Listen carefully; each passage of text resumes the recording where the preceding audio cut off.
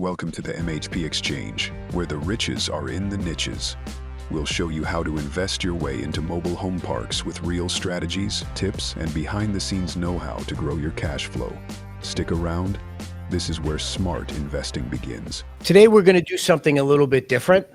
And if you're an operator, an investor, or just someone who wants to understand how deals really get done when markets are tough, this is a conversation that you cannot afford to miss.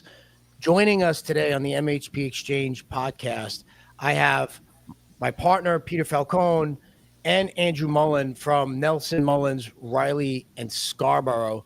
Nelson Mullens, for those of you who are not aware of Nelson Mullens, I mean, this is a top-tier law firm in the country with over 1,000 partners nationwide.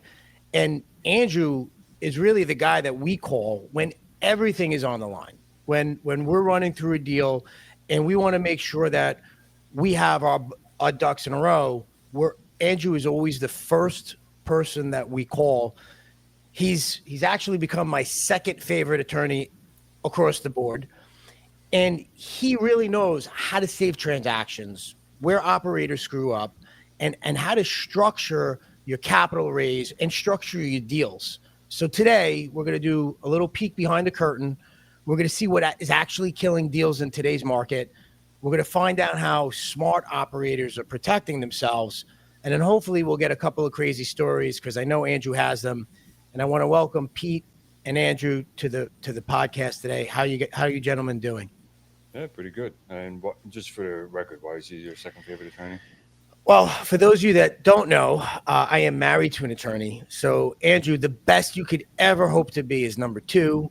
And I will, but that's a solid position to be in, right? I'm perfectly comfortable with the number two position. I don't think I'm cut out for the allegations of the number one position. Yeah, and Andrew, you and I go back. I guess it's been about 5 years now. It feels a lot longer than that.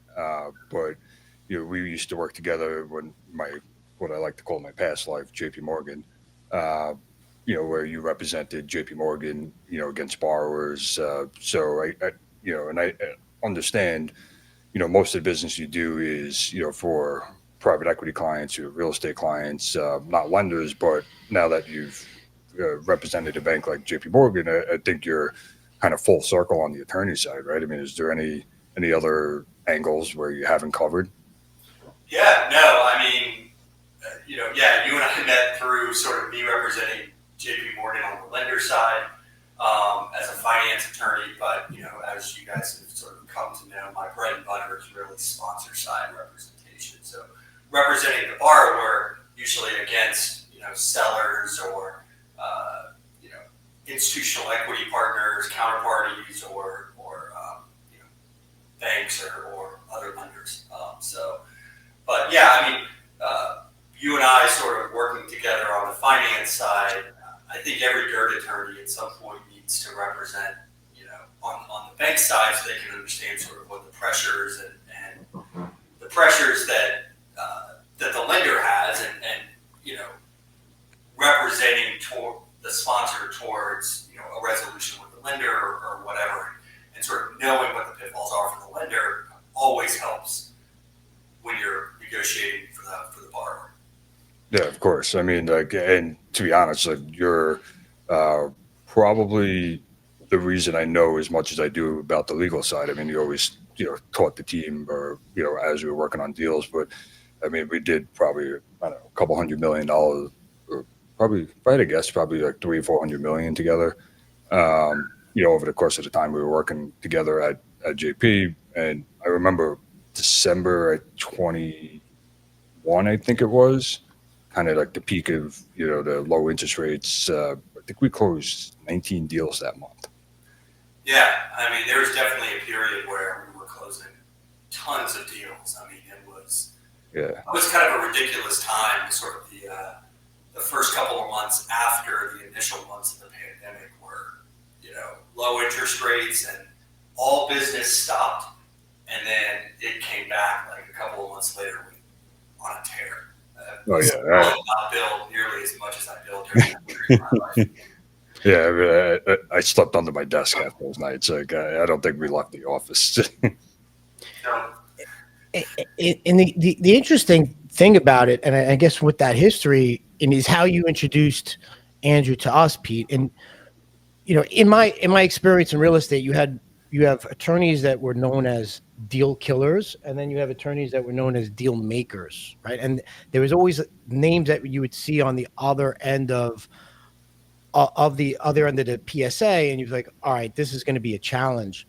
But you guys have been able to walk that fine line, and not that you're out there not looking for challenges that might be there, and watching out for maybe hand grenades that you don't want to step on, or landmines you don't want to step on. But you're not the deal killer. You're more of a deal maker attorney on how to bridge that gap, right? What do you see are the biggest challenges now in closing these deals? Because it is transactional volume has been down since the pandemic, and deals are dying at the table. Like what do you see killing those deals as you're trying to move forward? Yeah, I mean, in my experience, deals right now, and really deals since sort of the major spike in interest rates that we've seen in sort of the last 3, maybe 4 years, the impact that has in the market is sort of twofold. One, debt's more expensive, right? And so it's harder to make a deal pencil when interest rates are at 7, 8, 9, 10%, as opposed to where they were, which is 3.5, 4, 5% for many years. It's just less money to go around, because you're paying higher interest rates. The second part of it is because interest rates are so high, the cost of equity has gone up. Why would you invest in a deal as an equity investor clipping 8%, 9%, 10% preferred return as equity when you could get the exact same return as debt? And as a result, the IRR thresholds, the equity shares that you're having to pay in the equity market have gone up too. And so there's just less meat on the bone for sponsors, in terms of fees and promotes that the sponsors can take.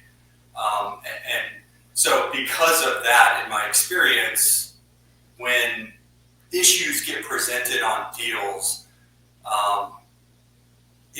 a lot of times they'll kill a deal if it's harder to make the deal pencil, right? You just have less flexibility on the money available to resolve issues on deals that come up. So to me, that's sort of been the biggest issue is, I've seen far more deals terminate in the last few years than I saw them terminate, during the pandemic and before the pandemic, sort of during those boom times, if you will. Interesting. So do you think that's more of, and I throw this because I know, Pete, you do a fantastic job of underwriting before we even get to PSA, like before it even gets to Andrew, you're doing your homework and trying to uncover every single nugget beforehand. So when it gets to that point, it's not a question of, hey, we need to back out, because there's a cost in doing that.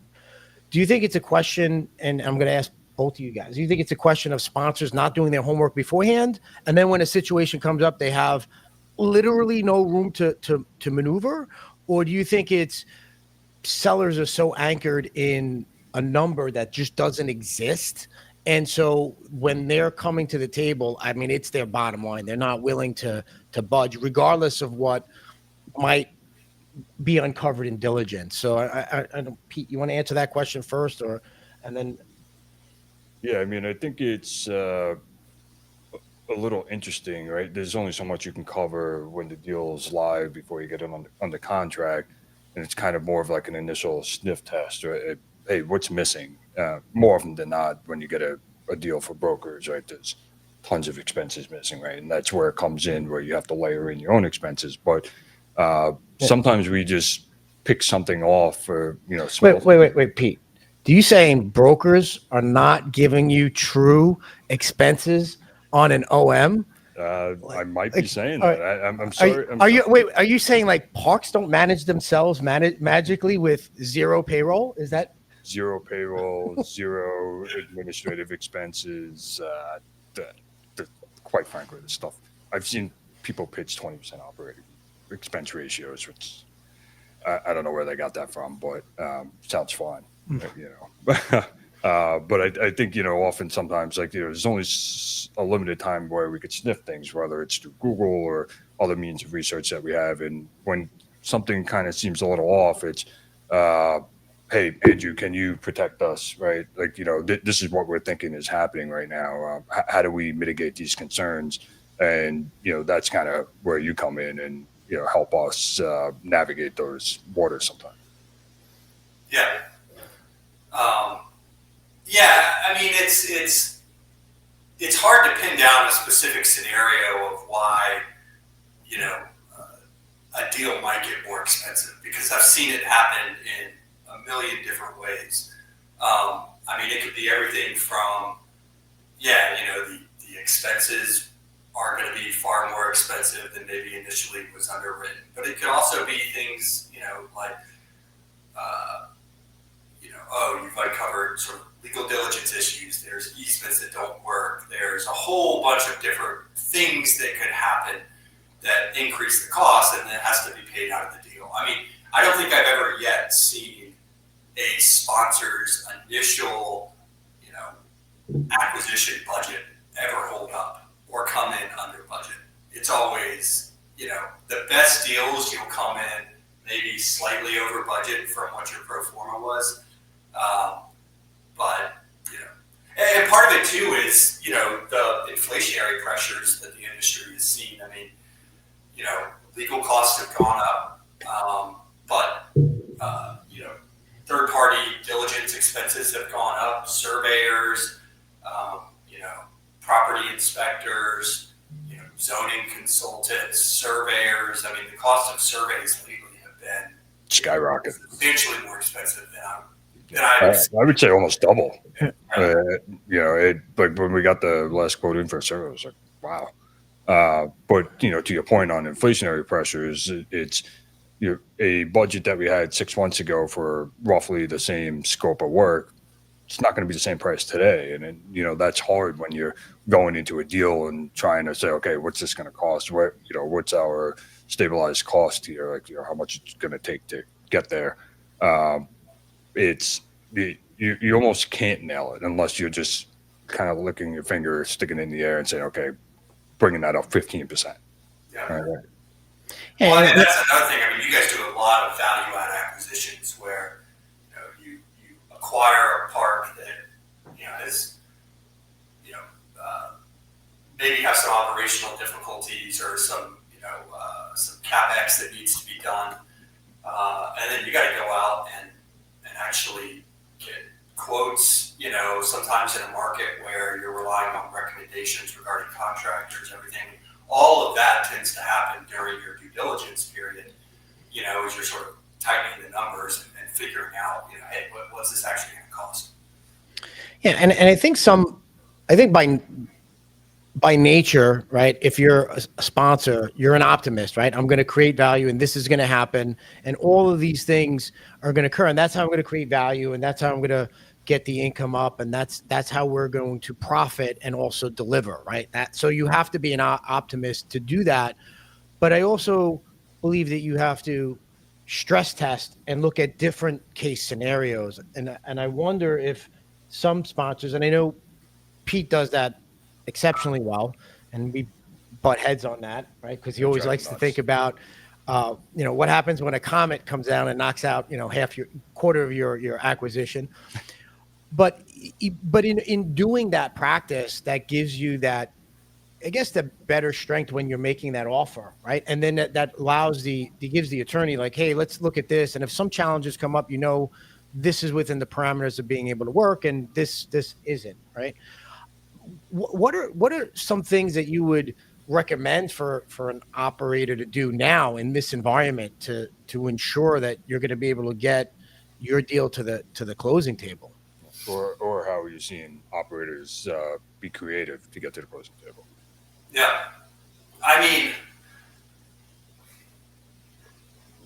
just to take a step back, I mean, maybe it would be helpful to sort of talk about how I view my job. I mean, Frank, earlier you talked about deal killers and sort of deal makers, right? I was raised, trained up as a transactional attorney to do deals, right? So I consider myself to have failed if the deal doesn't close, right? I'm not out to kill deals. I don't make money that way. I'm out to have you guys close deals and be happy.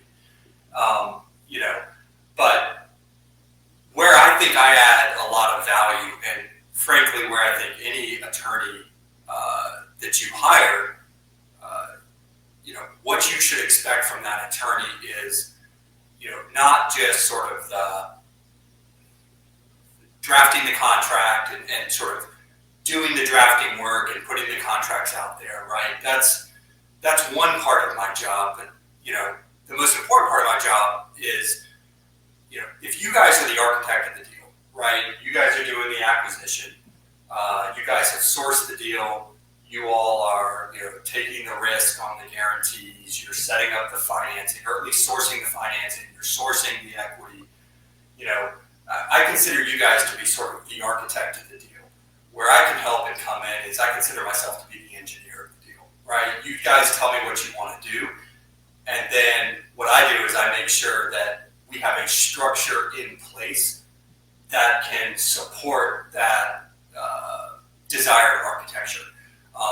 And I can advise, what are some of the implications? What are some of the pitfalls? How do we structure at the get-go around things to mitigate risk and to make sure that, issues that are known or unknown can be structured around and mitigated, things like that. Because you want to set up a structure that sets you up for success and has the flexibility needed, to get to the finish line. And so that's kind of the most important thing is actually, going through the process, thinking very hard about what the appropriate structure is on the front end, because changing those things on the back end after you acquire the property, after you have the lender, those things are very difficult to do. It's way cheaper to do it on the front end, and so. That's actually a very good analogy. I never really thought about it that way. Usually he's coming up with all the different ideas, and I'm trying to put him in a box a little bit and say, hey, like, slow down. You got to think about all these different things. And then after that, I'm like, Andrew, come on. This is what we're trying to do. This is what Frank wants to do. We got to think about these different items, and it's to kind of, hey, help us figure this out. And he made a great point, because look, you're looking to get those, and especially in a market like this, you want to get those deals downfield, because ultimately, when it's a tough time to get deals closed, is probably a great time to be acquiring, right? Because when you get past this period of time and you're into a new cycle, and all of a sudden it gets easy to close, you're going to see asset prices increase because there's going to be more velocity in the deals. So there's this fine line of making sure that you're accounting for all the things you need to account for, but trying to get this deal to the finish line. And what are some of the ways you're seeing now creatively that operators are getting that? Are they doing? I know for a while it was pref equity. And I think, has that been shifting more into JVs? Like how, and by JVs, for those who don't know, that's a joint venture. Like, how are you seeing the structure from the capital stack?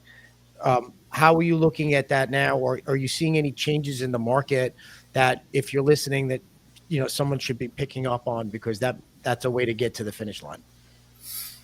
Yeah. In terms of, sort of things I'm seeing, like you mentioned, pref equity. I mean, pref equity is one of those odd tranches of in the capital stack that sometimes falls into favor and other times sort of seems to go away. I find myself doing pref equity deals in, they come in groups, right? I'll be working on 4 or 5 pref equity deals over a 4 or 5 month period, and then I don't see another pref equity deal for another 2 years, right? And I'm not exactly sure why that is, right? And when I say pref equity, I think it's important to note that from a business perspective, not from a legal perspective, but from a business perspective, pref equity and mezzanine debt, I consider to be roughly the same thing. They occupy the exact same place in the capital stack, which is basically junior subordinated debt. Even though pref equity is equity, it's not debt, but that's a legal issue. So yeah, I mean, what I see during these periods where deals are harder to get done is they become more complex.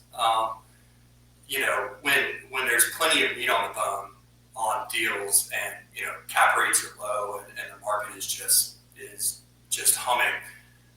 You can actually it's almost easy to acquire deals then, and you see a lot of sponsors who maybe not quite as professional flood into the market at those points in time. So that's usually when I get called up, and I get several new clients that are more what I would consider sort of 1 or 2 off clients who are just making an acquisition.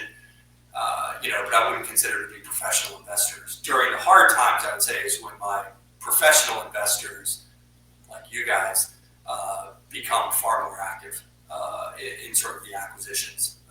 Because you all know how to structure deals. You all know how to get a deal done. You have sources of, and this is, I think, is an important part too, right? So I consider, for my sponsor clients, your network of investors is your most important asset. Access to capital is the only way that you can do real estate. And so my professional clients who really know what they're doing, and one thing that is all in common with all of them is they all have sort of their preferred network of investors or equity.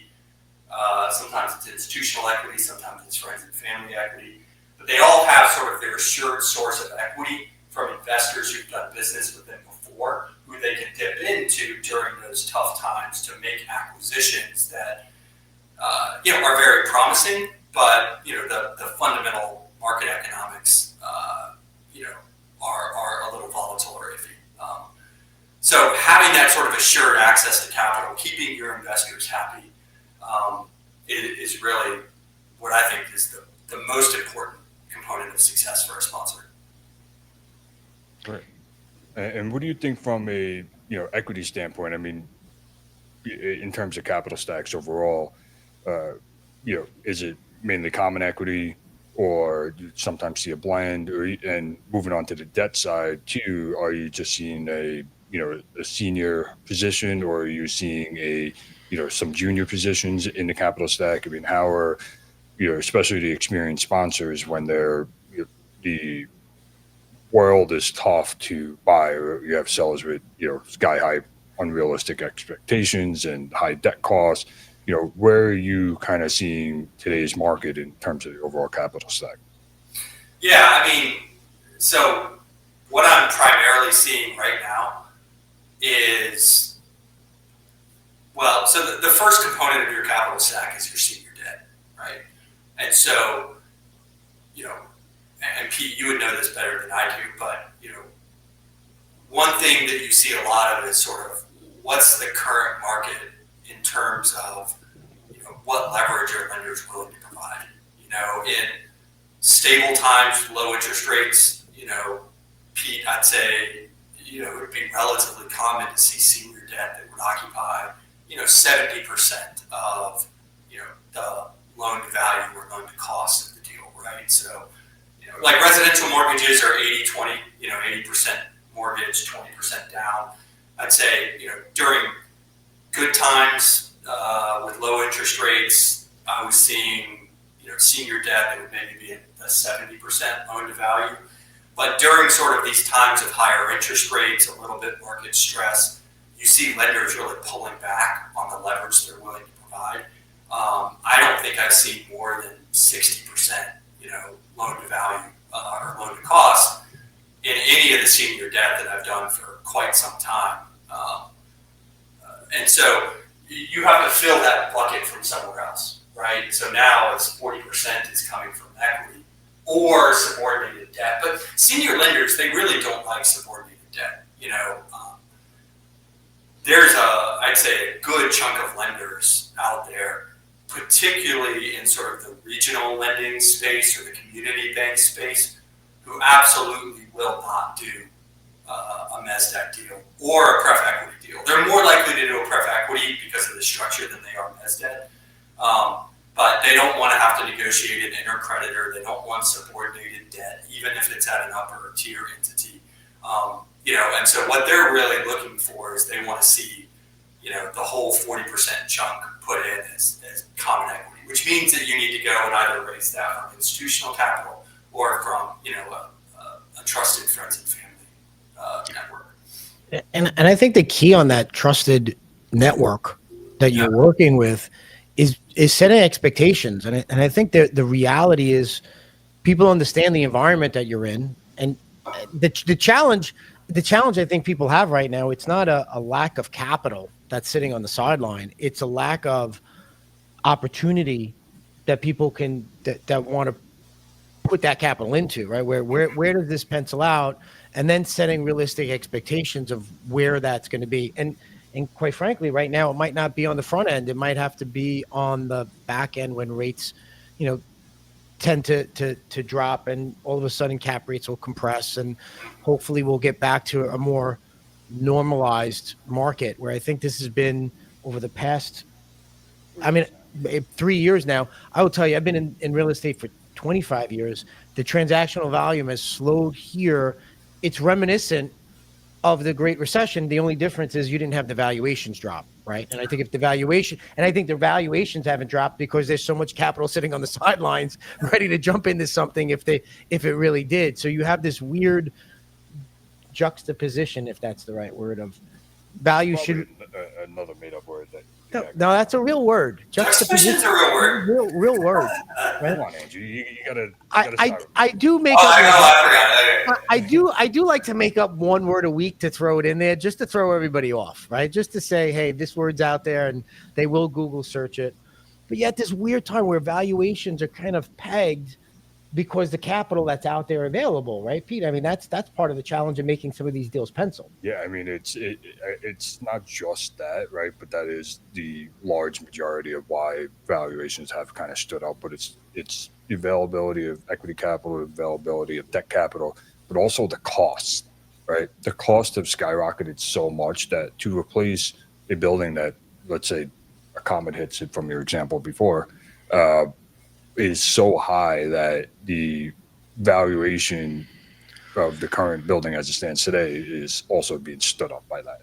Mm-hmm. That's a really good point. Like, the construction costs have gone through the roof, and on many of the development deals I've done, and frankly, this started during the pandemic, and it's eased off a little bit, but not really, because the inflationary pressures haven't subsided as much as maybe we all would have expected several years ago. But I mean, the number of development budgets I've seen busted because of labor costs, material, supply chain issues, material costs. I mean, it's pretty incredible.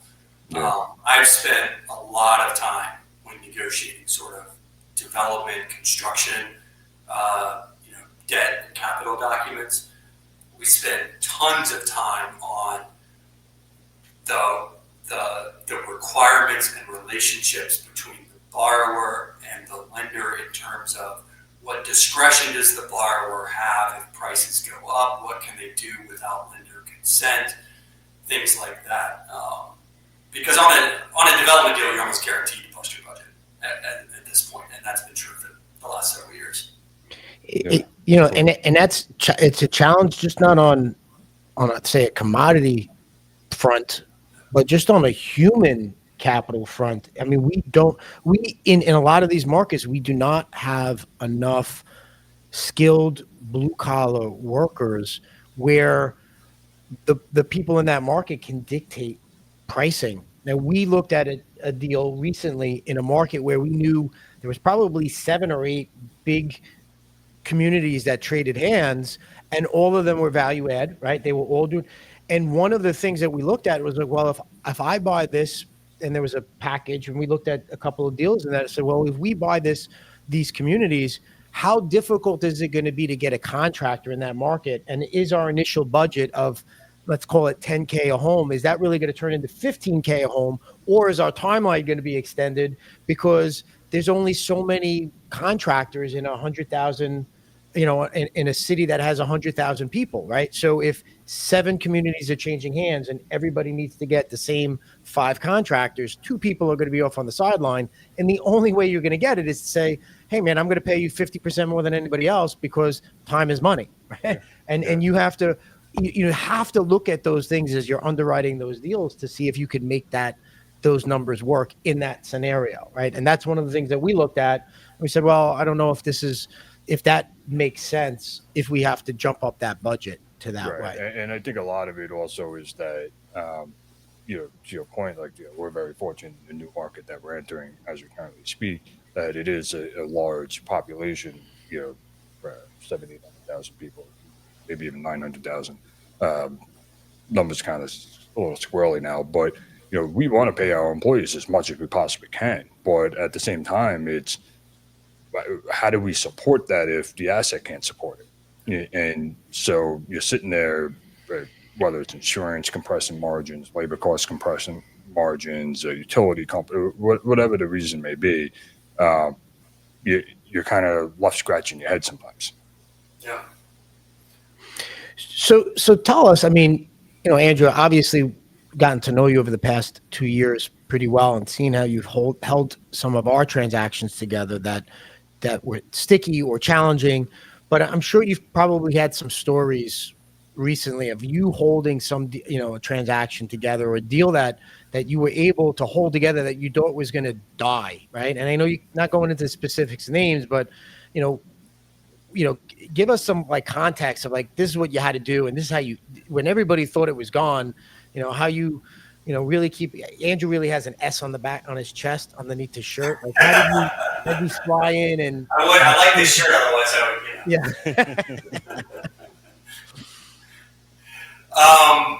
Yeah, I mean, honestly, I've done tons of deals that, have some interesting components to them. I mean, the first thing I'll say about it, right, is unless you're in this industry, deals are far, messier than I think you would believe just by reading the news about how real estate is done, right? I mean, I've been lucky enough in my career to work on deals that have been written up in the Wall Street journals of huge deals. Pete, I think some of those deals you and I worked on together, and I've worked on tons and tons of deals that show up in sort of the local, Business Chronicle or real estate newsletter. And it's always funny because when I read those summaries and write-ups of the deals, they just sound so much more put together and professional than the deal actually was when it went going down, because you're dealing with personalities, you're dealing with, the weirdest of stuff sometimes. I mean, the number of times that I have had to, it's the last day of contractual closing. We have a 5 p.m. payoff deadline, and everything's been going well. People are responding, and then the seller or the other side, just leaves. They don't realize, I've actually got to sign the closing statement. I've got to authorize closing on email. And so all of a sudden, we're up on wire cutoff. It's 5:20, and no one can find the seller to get them to just confirm, hey, here's my signature to the closing statement, and we're good to go. Let's close escrow. And I've been in that situation hundreds of times probably, where you're just frantically trying to locate the person who needs to sign a document in order to get the deal closed. I've also seen deals, and these are the most stressful, where,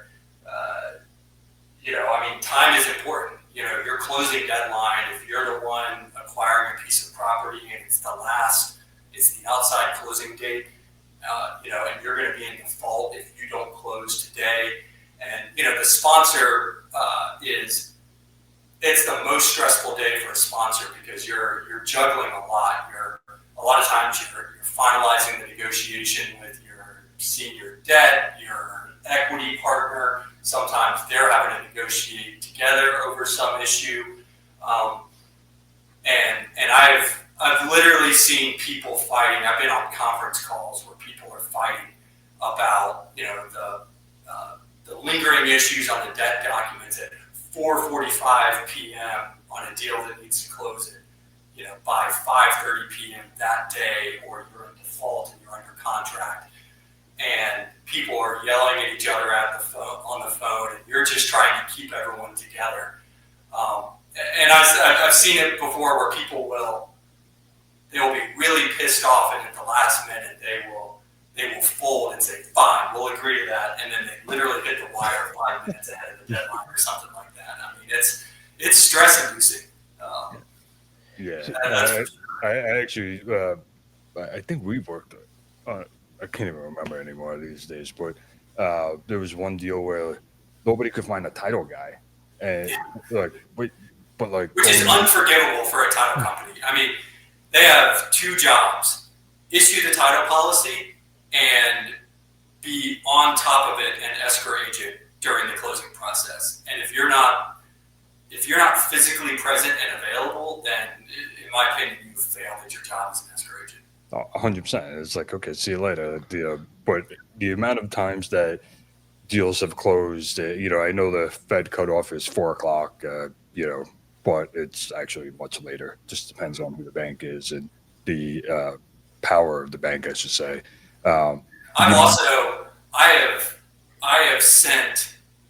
I've bought beer before for an escrow agent to keep their wire room people around. Like I said, I'll buy you guys beer. Yeah. I'll leave before 6:30 because honestly, and Pete, to your point, that's the truth. You can actually wire money whenever you really want to. It's just when there needs to be people present on both sides to receive and send in the funds and at least let everyone know that the funds have arrived. And yeah, exactly. It's like, just the very last second, 4 minutes before the actual people at the Fed leave for the day. It's like, okay, finally got it done. Buy everybody a drink. Here's lunch tomorrow. Like the amount of times I've had to do that too is ridiculous, but it's still got the deal done, right? Yeah, that's important. But yeah, it's kind of crazy, especially if you're. Oh, go ahead. No, go. Sorry. Yeah, and you see it on all sides of the transaction. I mean, you see it on sort of the huge,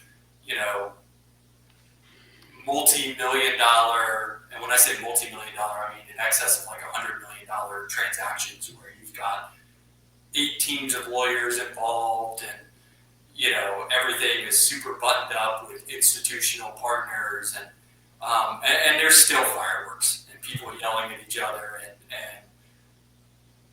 instances of just deals. It's personality. It's far more personality, I think, than people realize. Well, real estate is the ultimate people business, right? Yeah. It's not about bricks and sticks. It's about people, and the real estate itself is simple, right? The real estate itself is just math. It's the personalities that are involved in the transaction that make the transaction work or not work, right? And it's getting people who they all want to get to the same spot, but they're coming from different directions, and making sure everybody is always looking at the end zone. Like, this is where we need to go. And even though we're on the opposite side of the table, we're really trying to do the same thing. You want to sell, we want to buy, we want to execute. And it's getting everybody there to kind of check their ego at the door to get the deal done, which is the real art of it, right? It's that's the business, right? Of putting deals together. Yeah. It's also to know what you want, right? I mean, I think one of the biggest mistakes I see, particularly among maybe newer players, is they'll tell me, oh, I want a good deal, right, on this. It's like, okay, well, what is a good deal to you, right? Because I think a lot of people view it like it's like, oh, is this market, is this customary, am I getting a good result compared to other people? And I do think that that is the wrong way to think about negotiating a deal. You know, the best way to think about a deal is, you know, they have something I want and I have something that they want, and we can both win together if we're reasonable, try and understand the other side's perspective. I mean, that's a huge thing, right? And you see a lot of that in sort of institutional equity. Sometimes they'll come in and it's just like bull in a china shop. You know, they're making demands, and without any sort of real understanding of where the sponsor is coming from. I see that probably the most in institutional equity deals from, some of the huge institutional equity providers in the country, and they have their own internal process, and they will basically come in and, yeah, it's good economics, but they strip you of all control as the sponsor. You're out on guarantees and indemnities, and I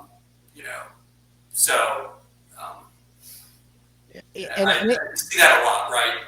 Yeah, that's the mindset of win-lose, right? Rather than trying to create win-win, because at the end of the day, if you're looking to move forward, the best transaction is where everybody can walk away from the table feeling like they've won, even if it wasn't everything that they thought they wanted for in the beginning.